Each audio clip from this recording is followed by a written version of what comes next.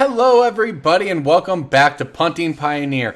I'm Corbin Hosler here as always with Cool Stuff Inc. and this is Vampires, Mono Black Vampires and Pioneers. So we've seen a lot of Mono Black in the format, but not always this flavor of it, and this is by far, I always love tribal decks, right? Big Merfolk player and paper, love playing a good tribal deck. I remember these Vampires when they came through Standard several different times at this point, right? I loved Lorwyn era vampires. Sorry, not Lorwyn. It would have been Zendikar era vampires. I enjoyed when they came back around. And these cards are all cool too. Anyways, now we're going to play with Sorin. And this card is absurd. 3 mana, 4 loyalty. +1, creature gets Death Touch and Lifelink to put a counter on if it's a vampire. +1, you can sack a vampire to deal 3 damage to target and you gain 3 life. But here's the big one. Put this card into play, immediately -3 it, put a vampire creature card from your hand onto the battlefield. That's if hopefully a Champion of Dusk, where you're going to draw X cards, lose X life, twice the number of vampires you control. So this is, frankly, a lot of vampires and a lot of value. So many of these cards are just good on rate alone. You know, Knight of the Ebon Legion can trade up. Dusk Legion Zealot's always going to cycle. Gifted Aetherborn trades with anything and gives you life. Drana here for fun. This card's just cool. But it's a fine creature on its own. Again, with the fun one here with Liliana. I want to flip this when we sack vampires. But we got Murderous Riders, Kalitas, Champion of Dusk, and of course, always backed by Thoughtseize. So this deck is just full of value creatures. And yeah, if your opponent's trying to be really unfair, you're probably going to need to reach for your sideboard. But if your opponent is trying to play a fair game of Magic, this deck is set up to do it. We've even got these Castle Locthwains and the mana base to draw cards and Mutavaults to attack in there as well. And Urborg to turn those Mutavaults into black mana when you need it. So sideboard is fairly straightforward here. Just kind of rounding out the edges, you know, another Kalitas, some Legions in for early removal. Liliana's Triumph when you really need to get one of their creatures, right? If your opponent's playing Soulflare or something crazy. Infinite Obliterations and Drill Bits for the combo / control decks. Damping Sphere for your Lotus Field decks. And, hey, some Lilianas, because why not? It's a mono black deck, everybody. This is Mono Black Vampires here on Punting Pioneer. I'm Corbin Hosler. Let's get to the games. Hey everybody, here we go with some Mono Black Vampires. Looks like our opponent going to take the slow route here with this Hallowed Fountain. So we'll see. Our hand was probably a little better set up to deal with creatures than a control deck here, but I'll see what changes. Spire Bluff Canal coming down. Yeah, we do get a lead with Aetherborn here on turn 2. We hit our 3rd land, so that's good as well. So we have a lot of options depending on what my opponent does. Honestly, I'm not really sure what I want them to be up to over there. I would hope that maybe we can try to grind out some kind of fair deck. If it's just a combo deck, we're going to be in trouble for sure, but that's kind of the risk you run, right? There's only so much interaction we get.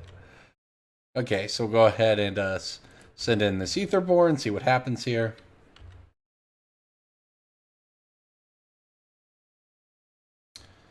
Alright, so if our opponent takes it down, that's probably good for us. It just resolves. Okay, so I guess we'll just run out Liliana. This is the most mana efficient play we have. Not really a big deal if it were to get countered. This puts some pressure on our opponent just because they kind of have to go after this first, although frankly that doesn't matter too much to them. They both have lifelink, and I don't know if the Death Touch will be relevant, but they've gone on double planes after the 2 dual lands, so 6 cards in hand. Honestly, not sure what they're up to quite yet.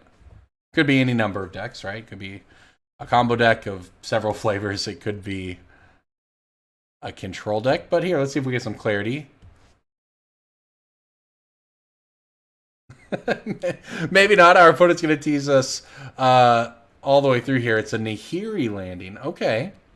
Well, that's interesting. That's not so bad, because if Nahiri were to exile the Aetherborn, we'd be able to kill it. So instead, they're just going to loot with this, allowing us to go ahead and probably just Murderous Rider it and hit our opponent for 4. There's no reason to mess around and let them untap with this card. Murderous Rider would, you know, be fairly mana efficient. It looks like they didn't even choose to do anything with the ability. All right, so we want to... That is certainly not what we were hoping for. We were hoping for a land. All right, so no Force of Negation involved. Well, I don't know. If our opponent's trying to play as fairly as Nahiri might suggest, Gaining a bunch of life here could turn out to be relevant. For what it's worth, the Murderous Rider, if we ever get around to casting it, also has lifelink. The Kalitas has lifelink. That's the thing about this Vampires deck is, like I said, if your opponent is playing fair, the only thing that taxes your life is the Champion of Dusk, which is exactly where you want that extra life to go. But you've got a lot of game against aggro decks here, so our opponent's going to go ahead and Verdict. It seems fine. We lose both. It's the 2-for-1. But it's really not that big of a deal. We have this Murderous Rider here. If we just hit some lands, so we can start playing out some bigger creatures. That doesn't quite do it, but I guess I'll lead with the Murderous Rider. Oh. This flies? I don't know. Not sure this matters too much here. Our opponent may just be on straight Jeskai control. You know, Nahiri control with Supreme Verdicts over there. That would make sense. And unfortunately, there's the Teferi. This is why we desperately needed to be able to double spell because, I mean, here we're in a position where, yeah, I can untap and I can swift in down this Teferi.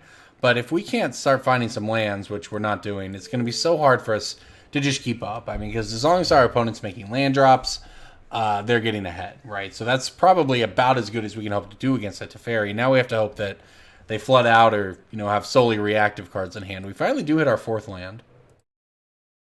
I'll just run out a Kalitas here. We have a backup. It's legendary after all. So when they remove it, which I assume is going to happen one way or another, that's not so bad for us. So, and if we draw another land, we can then untap into either the Champion of Dusk if we want, or a Murderous Rider plus a Gifted Aetherborn. So we'll have a few options for refilling. Our opponent's going to double stomp the Kalitas down. So I have to say, that's actually pretty good for us. So now there is a lot of cards in exile that can be played by both players here. But as it stands, I mean, I feel like our hand can tangle if we're just trying to beat Bone Crusher Giants. Baby Teferi here. Certainly not what I want to see, but honestly, not the end of the world. Especially, this is where it's be very big, hit a land and double spell here. All right, not quite. Not quite.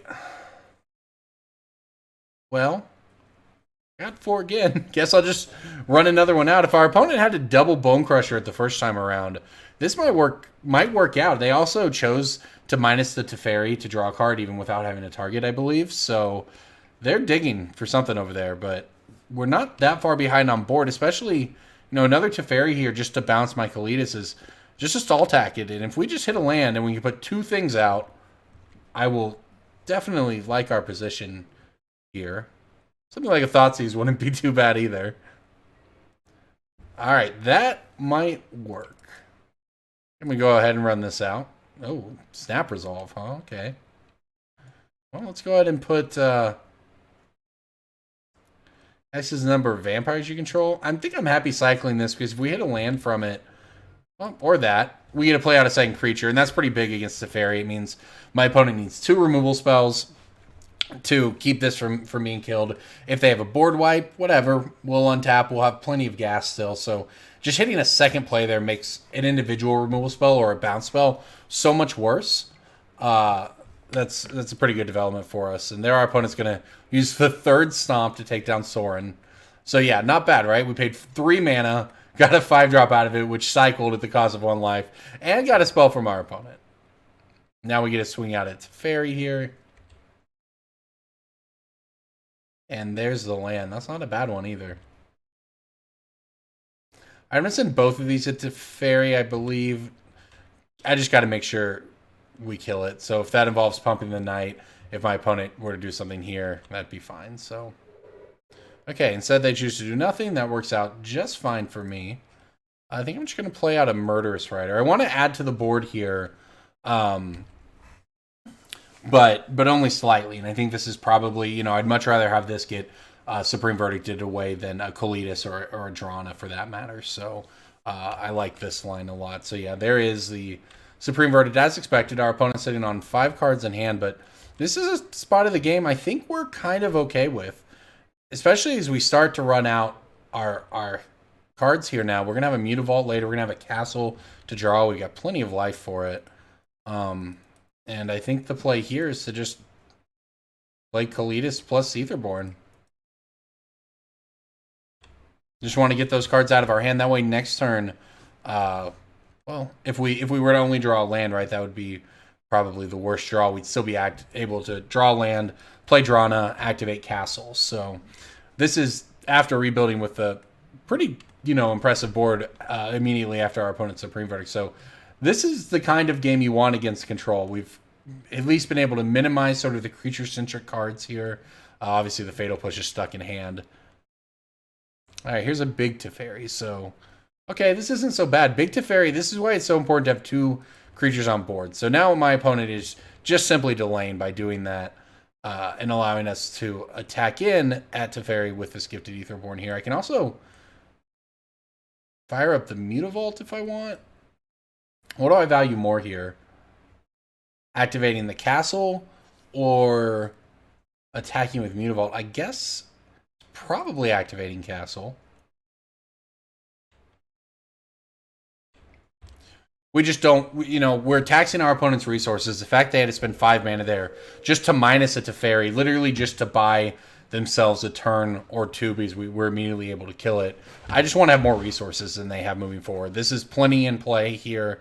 As soon as our opponent basically can't interact via removal, they're going to be in trouble, and I'm happy to pay 2 life to draw a card here.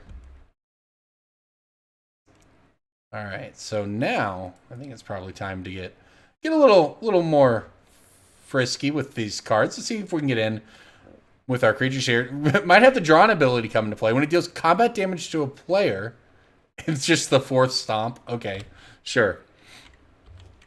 Well, this works out so far for me, but Drana has flying in first strike, and when it deals combat damage to a player, you put a counter on each attacking creature you control. So if this goes through, Drana will deal 2 damage in first strike.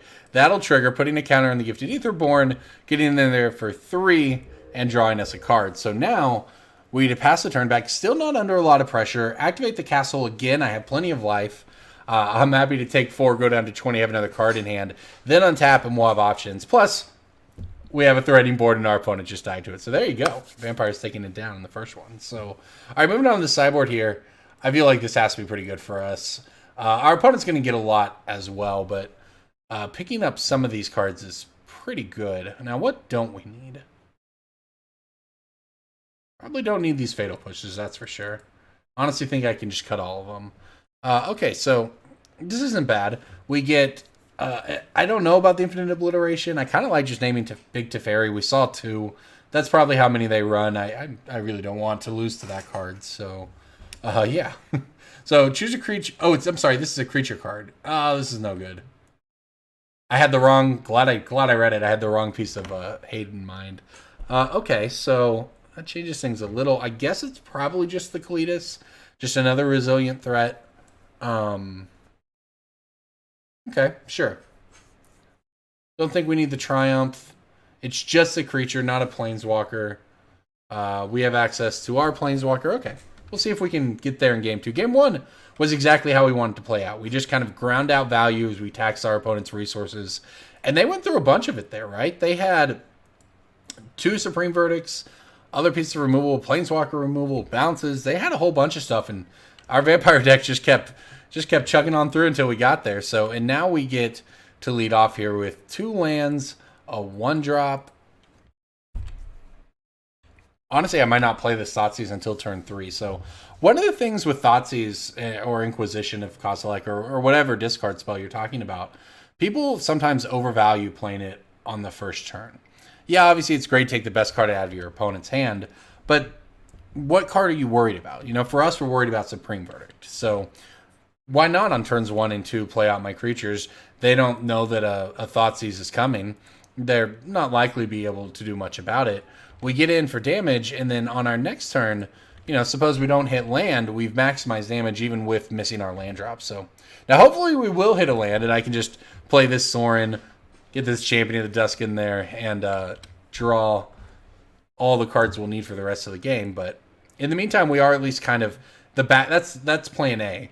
The backup plan is just Thoughtseizing my opponent. So this is going to work out probably okay for us a lot of ways. Obviously, we're going to have to find land to win this game, but I'd rather be mana screwed than mana flooded, I believe. So we did hit the castle there. I'm going to go to combat.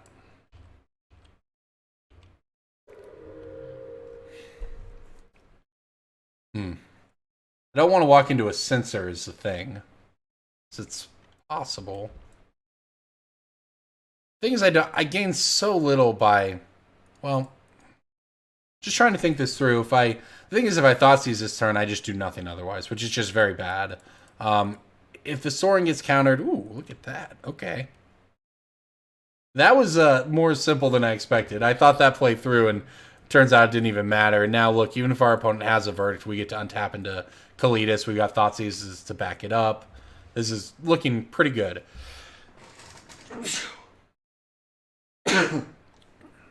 Excuse me, sorry. But yeah, as you might guess, resolving your Planeswalker against the control deck, a pretty good strategy. And look, this is a bit of a clock, right? Search for Azcanta is incredibly good. I really love this card. And once this transforms, we'd probably be in trouble. So there's the verdict. And I accepted that basically as the price to pay for getting my draw effect off. You know, it seemed worth in that scenario. So now we get a Thoughtseize. We take a Bone Crusher from our opponent. Thoughtseize again. Take an Ionize. Play a Dusk Legion Zealot. Cycle this into a Champion of Dusk. And now, I guess we just go ahead and plus up onto this Dusk Legion Zealot. So, yeah, look at that. I mean, yeah, we got verdicted, and that's good for our opponent. But we just tore apart their hand that turn. You know, they're down to nothing now. They do get to have the search going, but we have our own value. And heck, even if they're activating this several turns from now, if they let us keep having our own engine, that kind of works out. We both have all the cards at that point. All right, so let's go ahead and plus on this thing. Let's see if we get in there. I wouldn't hate gaining a little bit of life back. There you go. All right, so I think I'm just going to go ahead and play. This is kind of a hard turn. I want to add to the board. I think it probably makes the most sense. It's a little mana inefficient, which I hate doing, and I would like to draw some cards, but I think this is probably best. Our opponent's digging for a Wrath here. If they do have it, we still have a Kalitas next turn. And if we really want, heck, we could minus the Sorin and put the Champion of Dusk into play. Not that I particularly want to do that. All right, our opponent has 5 cards in their graveyard now. It takes 7 to transform the Azcanta. So depending on what they're casting here, it's another Supreme Verdict. Okay, so they could activate this next turn. All right, they've got a Stomp to just slow down the Sorin. Okay, that seems reasonable to me. We are likely going to have to figure out how to beat a Search for Azcanta, but we do have a hand to do it, I got to say. I think I'm going to go with the Dusk Legion Zealot here. Yep, because if we hit the land like that, we get to play out our Kalitas. All right, there we go. So this is where our opponent gets to start doing scary things, right? They have no cards in hand. And the thing is, they had to bottom it. So they're getting an unknown draw here as well. They had to graveyard that card to transform this. So, yeah, I mean, they're going to go digging. But look, like I said, we have our own engine in play. They can spend 4 mana to go digging every turn. But with what we have going on, answering us 1 for 1 just may not even do it, especially when that 1 is an opt. That's not going to stop you from taking a bunch of damage. Nor is it going to stop this Champion of Dusk from resolving and refilling my hand again. So, yeah, this is... it feels good, I guess, when you're in a position to actually have a chance to beat this. There goes our graveyard. The casual search for Azcanta into rest in peace. I think it doesn't matter much against me, so not too concerned about that. Alright, and that gives us the ability to make some mana, too. Alright, so... what do we actually want to do here? What is the maximum amount of damage I could do? I could activate the Mutavault. That means I'm swinging for 6, 7 with this. I could actually sack this to get 2. So I could be swinging for 8 damage, put them down to 5. And then I could activate this to put them down to 2. But 2 is not dead, so we're going to not go that route here. I think what I'm going to do is just...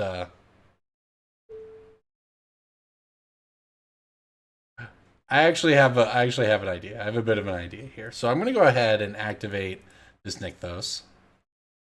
Believe this nets us 1 mana. All right. So I want to then activate the Mutavault plus the Sorin on the Mutavault, because the thing is, any counters on our creatures in play go away to a board wipe, but counters on a Mutavault, the land will no longer be a creature at the end of the turn, but it will still have a +1 counter and becomes a creature again. It's pumped up, so that's actually pretty neat. So then I want to use the mana while I have it, while this is a vampire, to play out the Champion of Dusk. Draw a bunch of the cards here. All right, so it looks like we've done everything now. Now we get to move to combat. Now we still get to get in there for, what is this, 8 damage, put our opponent down to 5. They have to find another board wipe with that Azcanta, or the game's just over. And even if they do, I mean, look at what we're sitting on here. We have now Liliana plus a sack outlet with this Sorin. We could sacrifice a vampire, so we then get to transform this and get to use all of these abilities.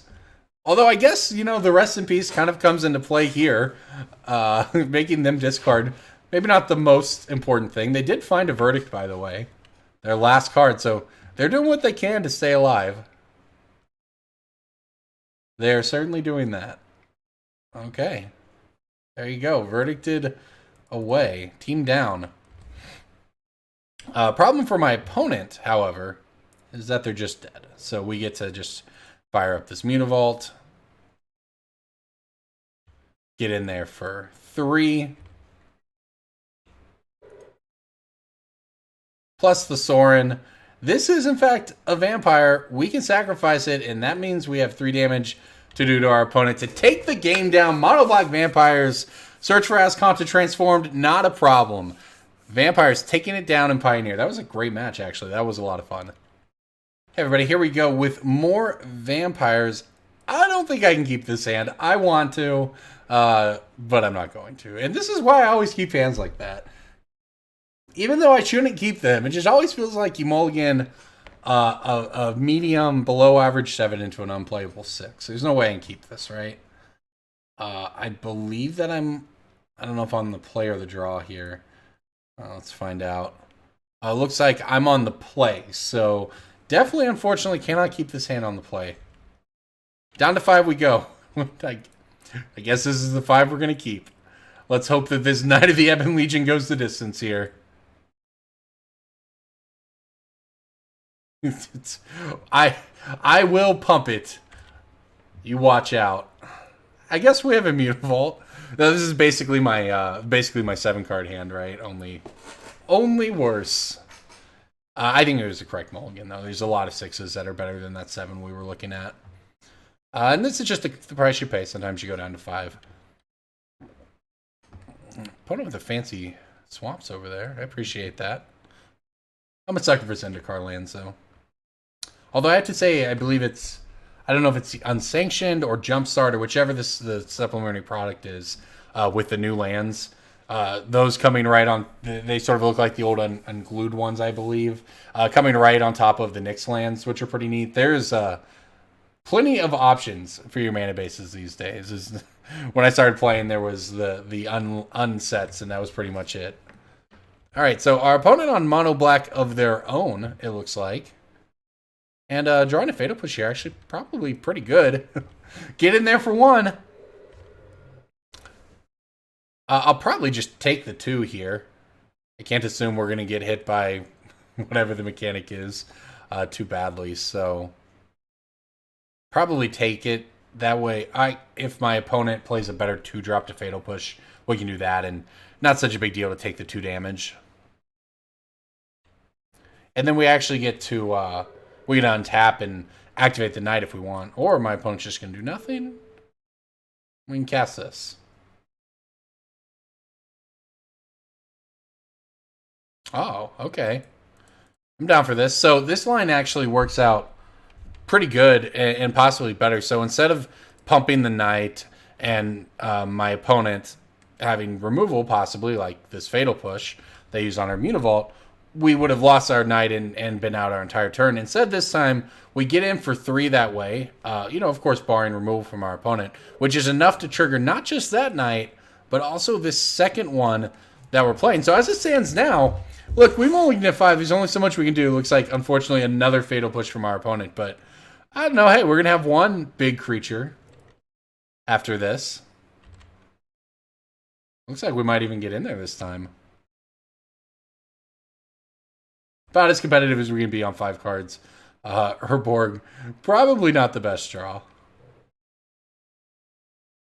Alright, let's get in there, though. Pump this thing up. My opponent shows me the 3rd fatal push, and I scoop. Alright, I guess I shouldn't scoop to this Liliana's Triumph. We are not technically dead. Our opponent came ready to go with the removal, that's for sure. But this is where I like, obviously maybe not in this game, as we might just be too mulligan to do anything about it, but we have so much life gain in our deck that another mono black deck that looks pretty similar, something like Dread Wanderer, just doesn't really stack up to the individual power level of our creatures. So yeah, I mean, look, we're pretty far behind here. Okay, that might have done it. I was going to say, but our opponent's just casting Murderous Rider. It's either really good or really bad for us. Them not holding on to removal obviously means they probably have more. But it could have also been they were just worried about trying to speed up their clock. But as it is, hitting another land there, our opponent has 3 cards in hand as we start to get beat down. Not feeling too great about things. All right, there's a fatal push. I guess I'll run it. I'll hit the Dread Wanderer.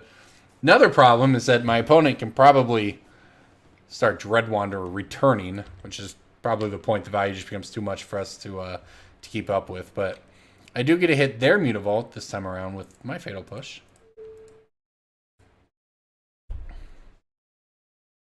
And taking 4 down to 8, but something like a Kalitas off the top, barring my opponent, having an answer to it, kind of does a good job of slowing down the game, getting us back in it. That would at least maybe produce a board stall, and then we could just hope to draw better than our opponent here. Now we get another fatal push, so going to fall to 6 from the Murderous Rider.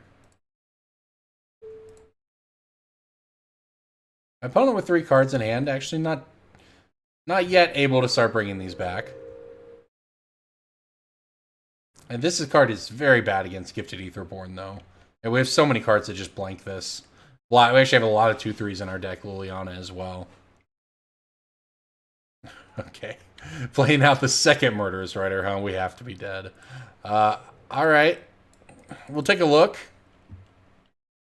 That is a land that is not the Gifted Aetherborn, which actually would have been a perfect draw there.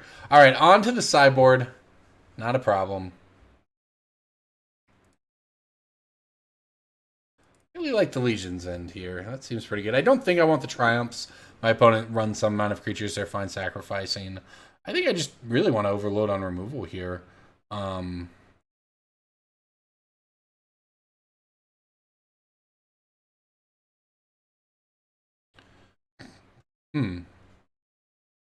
Something like this. We still want to have some amount of just kind of dorky creatures like Dusk Legion Zealot to actually have fodder for Sorin. And who knows, maybe it's possible on the draw I actually might take out a Sorin, put back in a Thoughtseize or something like that. On the play, I think it's fine to go like this. It's possible we don't want 3 of these, but this card's just so good. I imagine we have to have all of those. Legion's End is absolutely great against a card like Dread Wanderer, the 2/1. So I don't really want Leylines when we can answer it just frankly by having a bunch of 2/3s in our deck, right? We have plenty of 2/3s that can do blocking duty, but this can actually kind of get them. It can pull us ahead, maybe get cards out of their hand. And it's going to be a thing where I imagine we trade blocks and removal very heavy for the first 5 turns or so, and it's kind of whoever, just a little basically like that last game played out, whoever has the last threat, even if they're just a 2/3. By virtue of our mulligan, that was not us. I'm going to keep this hand. This is risky, but knowing what I said, it's going to be an attrition battle, and these are 3 of our best cards for such a game. So I think we're probably just going to be locked into this one. Could work out very well. I mean, we'll see how aggressive our opponent is. I'm kind of most concerned about a Thoughtseize. Would love for my opponent to just play Dreadwander here, or Gutterbones. Gutterbones actually works just as well for us here. I'll just fire off this Legion's End immediately. Happy to do so. And we see, okay. Not so bad. All right, make sure I got this right here. All right, so that's their 5-card hand. There's 2 Murderous Riders, a Fatal Push, a Swamp, and a Blood-Soaked Champion, another creature that can come back. So it seems kind of reasonably beatable, though, for us, right? Yep, there's a Kalitas. That's great. Now, what can I do with this Sorin here? I can actually plus the Sorin to 5? This is why I thought about boarding him out if we're behind on board. And our opponent is certainly more the beatdown than we are. But here's the thing, is I could actually play this, just plus it with no targets to 5. Then I can untap and play the Kalitas. And be able to plus on it. Of course, if our opponent then has... I don't know what removal they'd have for this, really. Doomblade or whatever. It basically needs something just very basic removal, because I don't think they have a way to trigger Fatal Push. Is that worse than just doing nothing? And yeah, I mean, Fatal Pushing one of these is pretty bad. So let's at least try to... I could also just minus this. That might be better. I mean, it kind of leads to the same thing where my opponent has to work to kill it, and this kind of speeds it up rather than... I don't think there's a way we get punished here, but... Alright, I guess this kind of works out the same.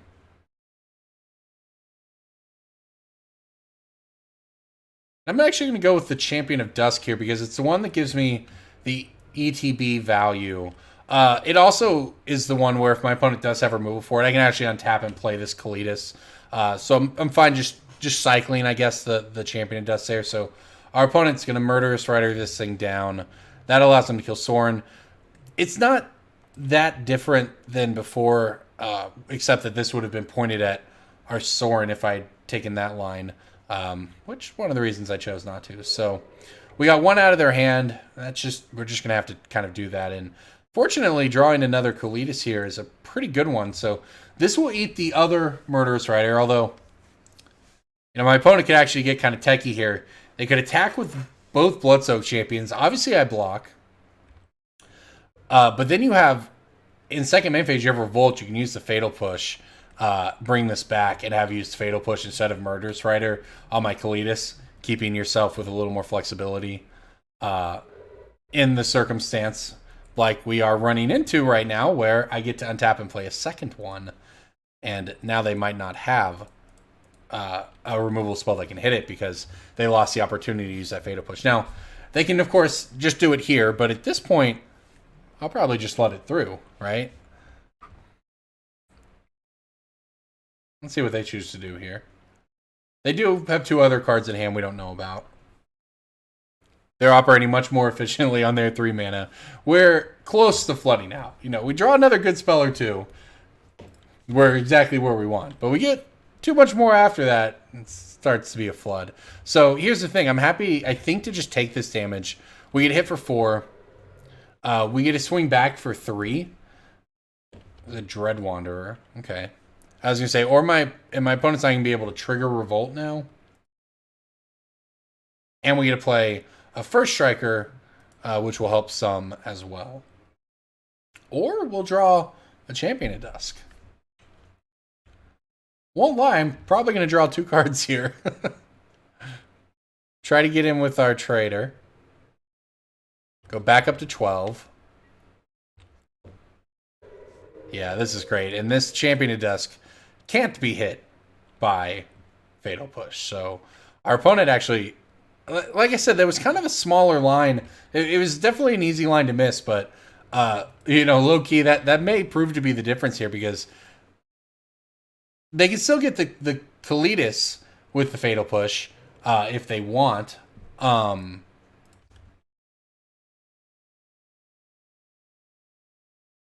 Or I can just take the 6.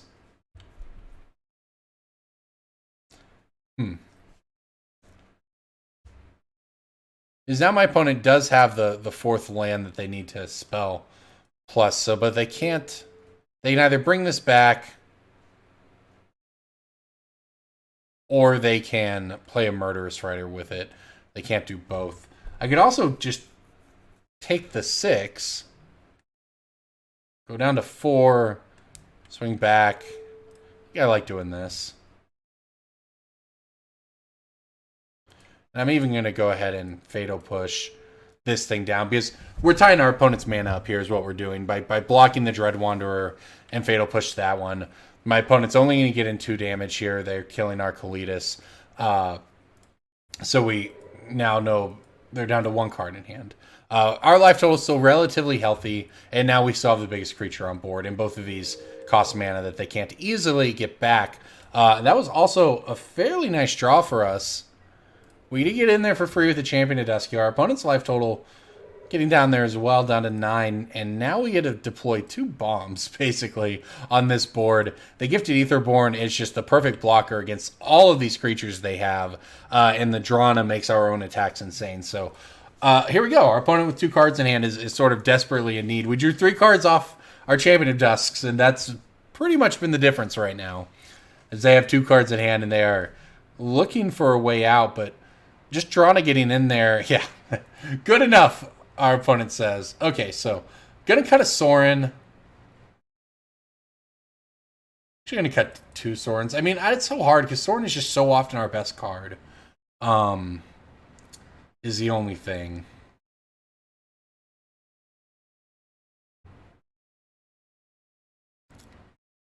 It's a little tempting to get the other Murderous Rider back. I think this is just fine. Let's just hope for... I feel like we've had kind of awkward draws in both games, or the mulligan in game 1. Let's actually just get a good draw here. A little optimism. Let's get a nice Knight of the Ebon Legion into Thoughtseize Gifted Aetherborn hand. What do you say? It's also possible we should actually go down to something like 2 Sorins and play the other Thoughtseize. But the turns where you Sorin into Kalitas or Champion of Dusk are just so good. So, all right, here we go. Presented with a questionable hand, but I have to keep this one. We've got an important land here with the castle. We've got an important creature with the Kalitas, and we have a way to sort of get us there with the Dusk Legion Zealot just popping in to trade and buy some time against the Bloodsoaked Champion. Obviously, hitting our own Knight of the Ebon Legion there makes this hand a little more insane than just... it was reasonable for, and it just became actively good, I think. So our opponent gets a poke in here for 2 this turn. Not going to block with the Knight, but will be blocking with his Dusk Legion Zealot. I see. All right, Scrounger. Yeah, this is a very aggressive start from our opponent here. Hey, Legion's End, you say. Cards that are pretty good against Scrap Heap Scrounger, you say. Exile target creature and opponent control to convert a mana costs 2 or less, and you get all the ones in their hand and their graveyard. So, in exchange for taking a bunch of damage this turn, by a bunch I mean 3, we get to actually put a relevant blocker in front of the Bloodsoaked Champion, which I guess to be fair is basically any blocker. But our opponent's either going to be down the creature here. Oh no! All right, well. They're basically forced to take the Legions in because of how good Scrap Heap Scrounger is for them. So this is a little unfortunate for us. We were set up to have an awesome turn, but hey, good on them for waiting until turn 3 to play the Thoughtseize, right? I wouldn't have minded having this last turn. Wow, they actually took the Kalitas. Okay. And they're just going to return the Bloodsoaked Champion. That is an interesting line. Gotta say, I respect that. Okay, so... That said... I get to play this like this. I just get a Sorin, put a counter on this thing. It's a 2/3, just past the turn. So if my opponent has removal for it, we're in a little bit of trouble. We lose our Sorin that way. But then we kind of untap into removal spell plus Dusk Legion. At that point, we've burned it from their hand. And, of course, if they don't have removal, we get a free block on the Blood-Soaked Champion. They don't get to kill Sorin. I mean, the game is... They're in trouble, right? It's a play where the downside of it, where if our opponent, has Fatal Push and gets our Sorin, we're not out of the game at that point. It's bad for us, but we're still hanging in there. But the upside, where they just don't have it, as looks like might be the case here, they're not willing to suicide one of these creatures. Yeah, I mean, look, Sorin just eats it, and that's honestly not a problem at all, because we're going to get on tap, get another counter out of it. All right, Aethersphere Harvester. That's a pretty good one. This doesn't quite block it yet, but it could. Interesting. How do I want to play this? I think I'm going to stick to the original plan here. We'll see. I'm going to start with the Dusk Legion Zealot. We've got a lot of options right now. Champion of Dusk. So, all right, here's what I'm actually thinking. I'm kind of liking Legion's ending this thing.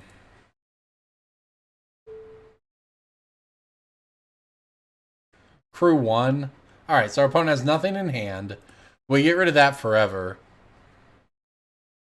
I'm going to sacrifice this Dusk Legion Zealot. Shoot the Knight of the Ebon Legion while we can. So now what our opponent has one card in hand.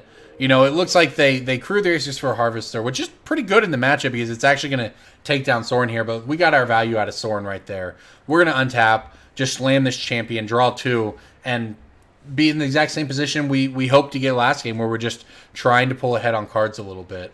The other line I was considering there was to play Drana, put a counter on it with Sorin, making it a 3/4, actually able to block the Aethersphere Harvester. But that allows them to untap with a Knight of the Ebon Legion. I don't really think that ends any better for us. I think we still probably lose Sorin in that exchange. It eats some of their mana, but I don't think... if we can take this card off the battlefield, I think that's the most important thing for us, and well worth the sacrifice of our Sorin. Alright, I guess I don't want to give them additional black mana. It doesn't seem like it matters too much. Let's go ahead and attack with our Knight.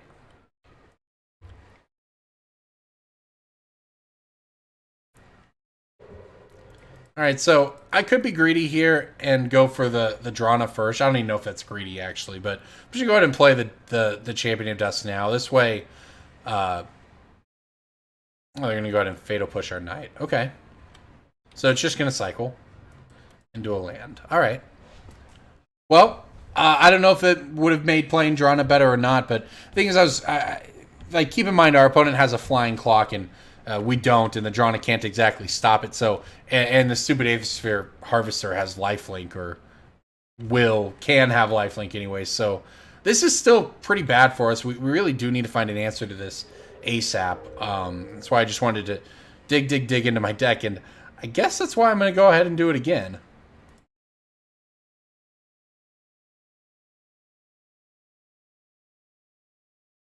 We just desperately need to find an answer to that. All right, so there's a Fatal Push, which could matter. Not particularly relevant quite yet. We're down to 7 from the next hit, and we do have some time. It has a CMC of 3, so we are going to need Revolt to kill this. So, I mean, we could draw a Sorin. That would enable it, kind of. Oh my gosh. Well, Rankle making a sacrifice a creature would actually enable it. This is getting kind of ugly, though. Getting hit for 6 here is pretty rough. We had the ground cover, but our opponent might have taken to the air a little better. We really need them to go for sacrificing a creature, which, to be fair, they should. It's free for them to just do so. Bring back the champion here. So, all right, let's see what they go for. I got a discard. That's no problem. Drew a swamp, huh? Not exactly what we were looking for. All right, sack a creature. All right, so This is pretty bad, I gotta say, but it's not all bad. We get to hit the Rankle with the Fatal Push, and now we get to untap into Drana. Oh, Thoughtseize is no good. Activate the castle and die. Oof, okay. This is not great news. We're basically chump blocking with the Drana here, so unfortunately, think that Rankle might be our run coming to an end.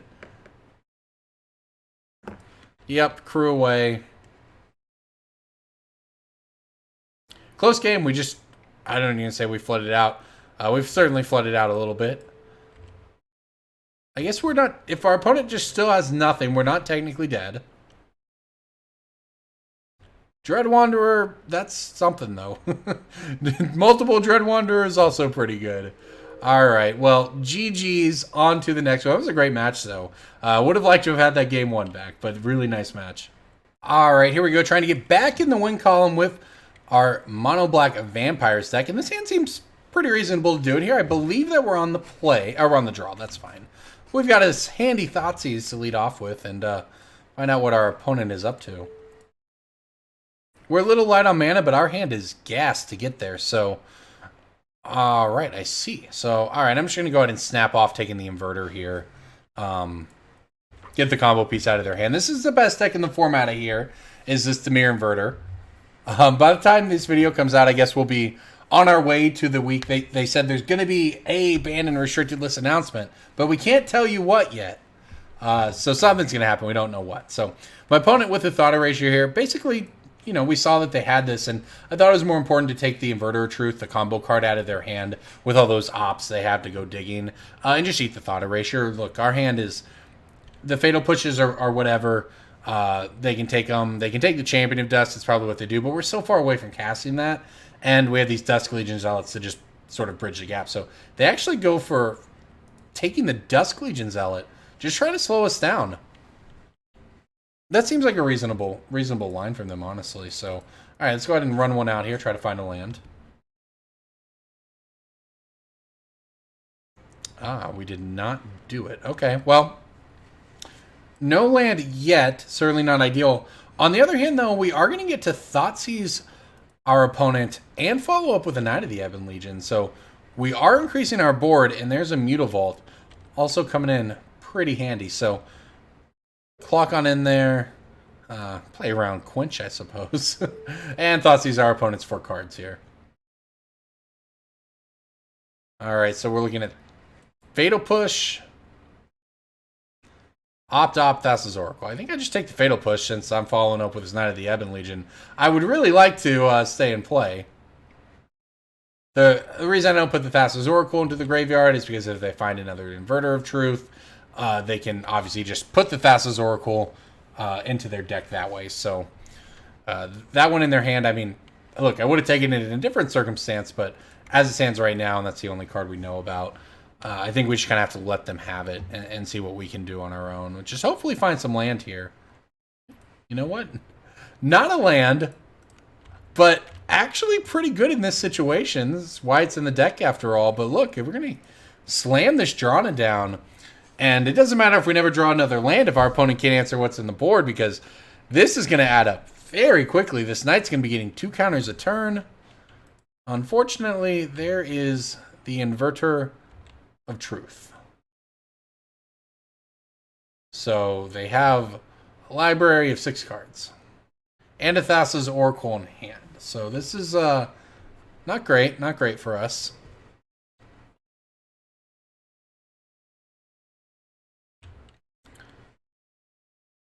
All right, well, I guess I swing in like this. My opponent unlikely to go for any block. Oh, they are going to go for the block. Okay. Well, I'm obviously forced to trade here, just to get it off the battlefield, so that we can start trying to attack. Our opponent with Thassa's Oracle in hand, huh? So does this work?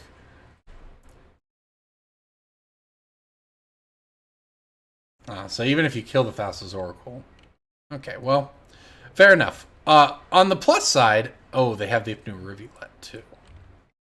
So I mean we're just dead. think we might just be dead.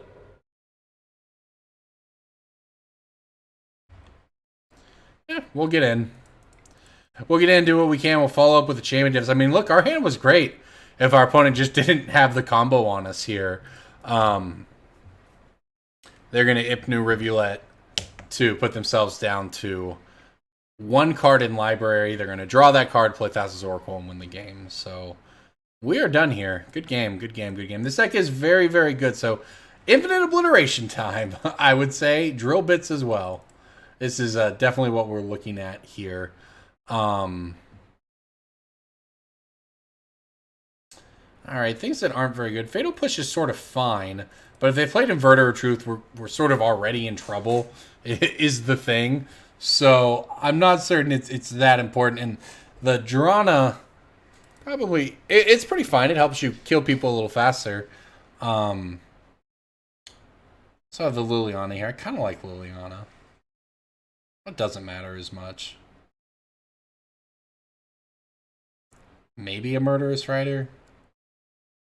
Maybe we rather have Murderous Rider than Fatal Push, since Fatal Pushes work to kill an Inverter.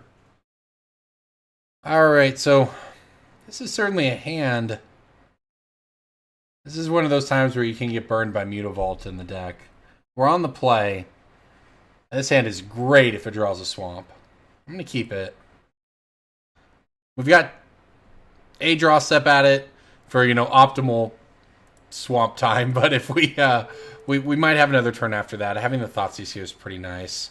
My opponent with dig spells and a weird Wrath. Rex of Fate. Guess I take the Wrath. They're going to be able to cast it eventually. They're welcome to Thoughtseize my hand. It's this hand does not depend on their Thoughtseize. This hand depends on whether or not we find a swamp like a champion on top of our deck and get to go Aetherborn, Liliana, Kalitas, or one of those. Not going to be the case here with the Thoughtseize, but if we get lucky, I think we're in a pretty reasonable position. Is the thing. That's why I ran this line. They took the Liliana. Interesting. Look at that. Never didn't have it. Slam this Gifted Aetherborn. Pass the turn. Our opponent very generously put themselves down to 16 life. Look, and we've still got a ways to go here, but I think that we can do it. I think that we can actually do it. So, gonna get in. We're gonna get Fatal Pushed. Okay. Fair enough. Just gonna cast some Murderous Rider here. We just need pressure. Our opponent's playing a combo deck. They're going to go ahead and opt here. We know the 3 cards in their hand. Let's see what they're up to. I mean, we just have to try to do as much damage as possible, as quickly as possible. We sort of did the thing we do where we interact. We had our Thoughtseize. That's about as far as we can go, which is why this Dimir deck is so good at just powering through a little bit of disruption, and that was pretty clutch there for them. They played a Watery Grave, taking out our last threat from hand, taking out Kalitas. Although, I guess, as far as reinforcements go, drawing something we can cast this turn while also attacking with Mutavault is not bad.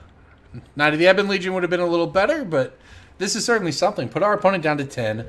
We're at least making them think about it right now. They're not quite in the clear. I think we know 1 Drowned Catacomb left. Their own Kalitas. I see. And a Drill Bit. Alright. Well, we'll get in there with this. And Drill Bit our opponent. We have Spectacle. Let's see what they've got.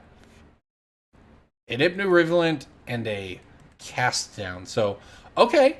I mean, this is interesting. We know it's in our opponent's hand. It's just an Ipnu Rivulet. 1 card we don't know about. Kalitas actually doesn't have good attacks here. We can just double block. So that's not a terrible outcome for us. And, I mean, that is close to paying it off. I think we're still a little on the back foot here just because our opponent's top decks are going to be so good, but they have already run through 2 ops. They're going to go for the trade here. I'm into that. I'm happy to leave them behind a 2-2. That 2/2 doesn't do anything against our Murderous Rider.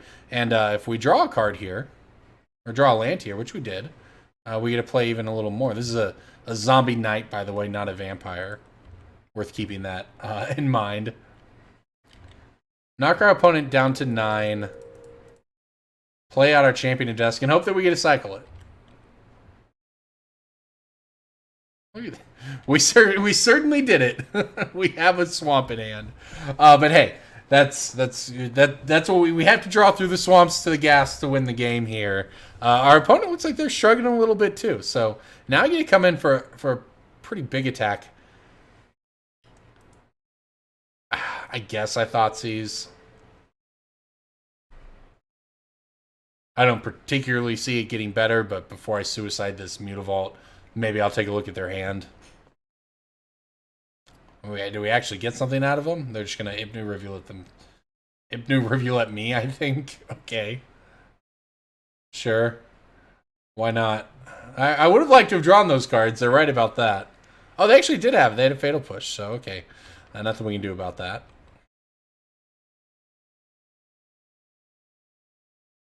Well, I think I still am supposed to fire up the Mutavault here. I mean, we're not doing anything with this swamp in our hand. If our opponent trades it, they're taking 4. I mean, this is where the game is. We have to just swing out here and hope to get 2 more attacks in before it ends. My opponent whiffs on another draw step or 2. We can certainly do it. And it looks like we're going to get 1 shot at least. And there's another Champion of Dusk. Okay. Conveniently have this swamp in hand to play it. I think we might get there. Let's see if they found a counterspell. They did not draw 2 more. There's a Sorin. That'll do it. Unless something crazy happens here, I think we're going to take this game down. Our opponent's going to opt. I guess if they find a Wrath spell, we're in a little bit of trouble, but they didn't. We took it down. That was a nice one. So didn't really see. I like Liliana. My opponent wants to remove a lot of my creatures. You know, it just doesn't do much against their creatures, but on the draw maybe especially. I guess we want these Leyline of the Voids as well, right? That just means they don't have... Yeah, okay. Maybe I should have boarded those in. I took sort of the Infinite Obliteration route. I don't even know how good this is, but I guess we're going to find out.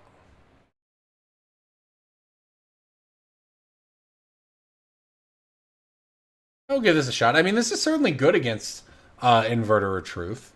And their dig through times. And now we get to keep one in our opening hand. So I guess I'm in. I mean, this hand is actually kind of something. Double Thoughtseize into Liliana Champion of Dusk. I can get behind that. Triple Thoughtseize, I guess. We keep our opponent from doing anything too relevant here. We might have all the time we need. I'm going to take this Drown in the Lock.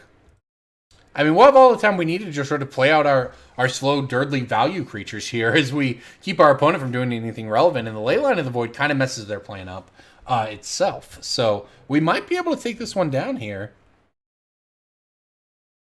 I think I probably Thoughtseize one more time. We do know that we want to take something out of their hand. I will likely save this other Thoughtseize if I can, though. So my opponent's actually going to opt before the Thoughtseize resolves. I'm not sure if I approve of that strategy or not, because now I get to hit this Pack Rat that might have otherwise destroyed us. So yeah, if they just saved that op, they would have been in a lot better shape. Pack Rat would have been a hard one to beat. Will not lie. Okay, well, they're going to Thoughtseize back. Sure. Do they take our third Thoughtseize, or do they take the Liliana or the Champion of Dusk here? So, with the hero's downfall in hand, they can answer one of them. Actually going to take our other Thoughtseize. Okay, let's see what we hit. Another Leyline, not exactly where we wanted to be, but play our Liliana and see what happens here. Yeah, this is... Well, we only boarded in 2 Leylines, so you definitely have to kind of just live with it. I guess the good news is hitting a land here is not that bad because it puts us one closer to champion, but then we also get to use that land to activate the castle. So this might work out okay, especially if this Liliana actually connects, gains us some life, which the way this game is shaping up, that we could be racing 6/6s here. But now we get to activate the castle. Oh no. Uh-oh. Well, it's find an answer right now time. That's not an answer. Neither is that. Yeah, this is pretty bad for the home team, I think.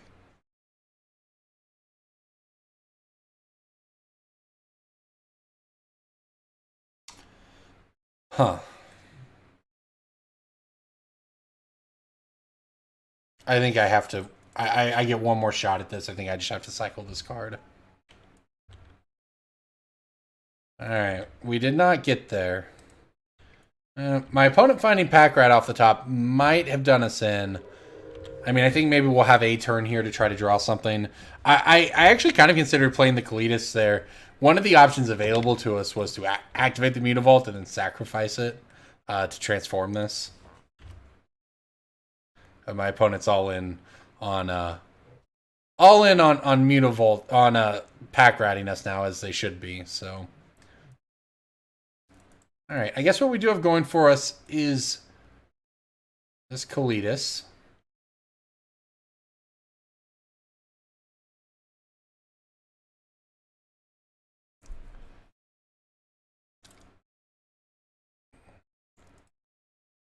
I guess I get in with both here. These become 2/2s.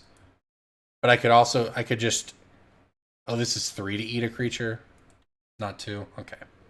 Keep that one in mind. All right, so we've got the Mutavault open here.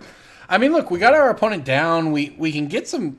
I mean, who knows? Maybe we can get into a position here where we can transform and do something. But yeah, Pack Rat gets out of control pretty quickly. But we do have a turn. And we do have a turn where we get on tap. We're going to try to do something with this. My opponent actually helping us out a little bit by Thoughtseize in a way that that Leyline. Not only does it put them in a lower life total, it makes our own Castle Locthwains a little less painful because we can no longer attack this into the Pack Rat anyways. All right. Do I just activate the Mutavault and eat it to transform this? Make each player discard a card? Don't really have anything to bring back.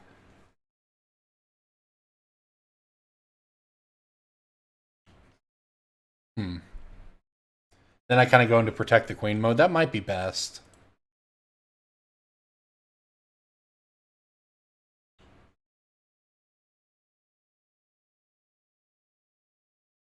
We also get a really large Kalitas this way. I mean, this is at least going to pressure our opponent on another axis. I don't know if it'll make a difference, but I do think this is, you know, probably our best bet here. Each player discards a card.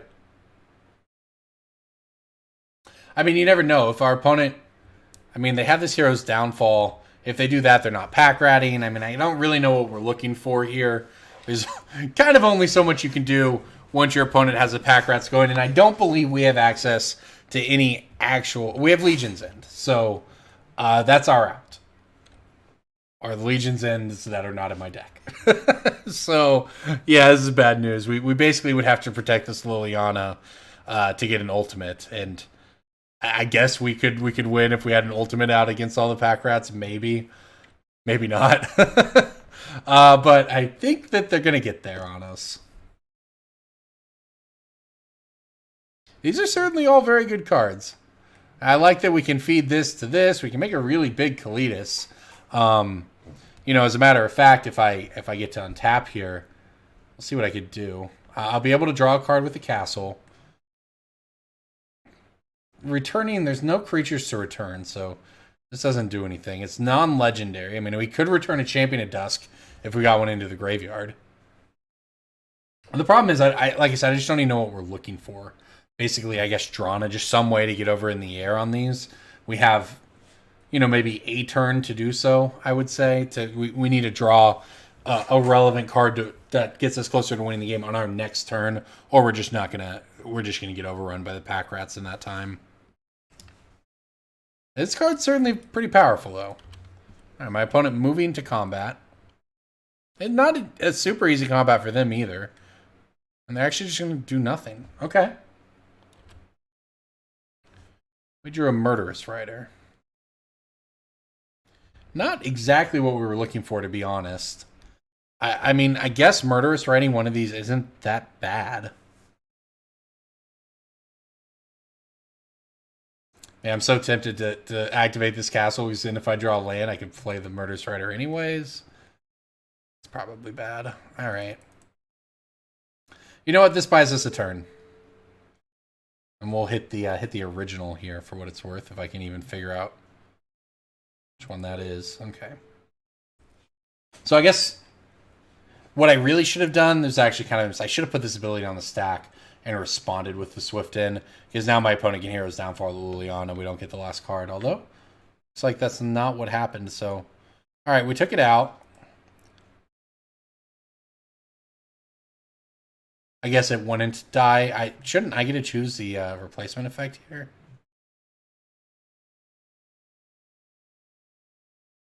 That was a non-token creature I killed. I feel like I'm supposed to get to choose the choose whether I reply this replacement effect or this one. Guess I'm not sure though. Alright, well, we'll hit a card out of their hand. Well, yeah, that unfortunately works out pretty well for them.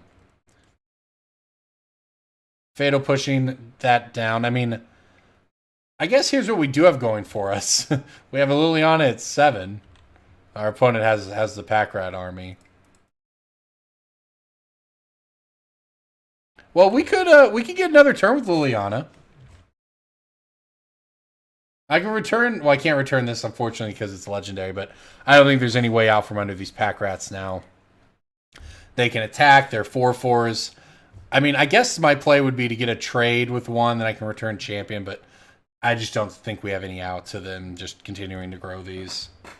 This was, if we had the other Liliana, the one of Liliana the Last Hope, playing for that emblem, maybe, but this emblem, probably not going to get there. I think we're just going to be basically one turn behind if my opponent attacks out. But they didn't. Okay, then. Okay, you say. Okay, well, I'm going to put this ability on the stack, and I'm going to respond by Swift ending out another Pack Rat. Now things are kind of getting interesting here, because just making another Pack Rat, I don't know if that... I have blocks now. There's still 4/4s. I have blocks, and now I get an ultimate Liliana. If they don't draw something that impacts the board perfectly for them right now, we're just going to ultimate this Liliana. They actually drew Pack Rat. Nice. Yeah, it is Liliana time. This is nuts. I did not think we really had a right, so to speak, to even be in this game, but here we go. We have the emblem. Whenever creature dies, okay. Well, let's activate this castle. Get a Gifted Aetherborn. You know what? I'm in. What's my opponent going to do about this? Are they going to block? No. Look at that. You're down to 4. Now I have blocks. If my creatures, whenever creature dies, return to the battle, and it's any creature, theirs included. What the heck? Okay, let's keep going. This would be pretty sick. I actually don't want to play this. I want to make each player discard a card here. We won the match! Oh, that was great! I cannot believe it. I put this in here kind of on a whim because I just love this card. I will tell you that not all of the Vampires lists, in fact, very few of them do, in fact, play it, but man, that was great. We got the emblem and our opponent just scooped to it. That was absurd. Wow, they actually had some outs of like, well, if they kill a champion, it does come back and make us lose 10. Is it an optional? Nope. What a nutty match. And we got there with Liliana. This was Punting Pioneer, everybody. I'm Corbin Hosler. This was Mono Black Vampires. Thank you so much for watching. I will be back next week with Mining Modern. Remember, if you like Punting Pioneer, I alternate the weeks with Punting Pioneer and Mining Modern. So thank you so much for watching, everybody. Thank you for watching over the last few months as I've sort of, began to make myself a home here at Cool Stuff. I really appreciate it. And I thank everyone for watching. And this is why I do it. This was an awesome match to share with everybody. Thank you. I'll see you next week.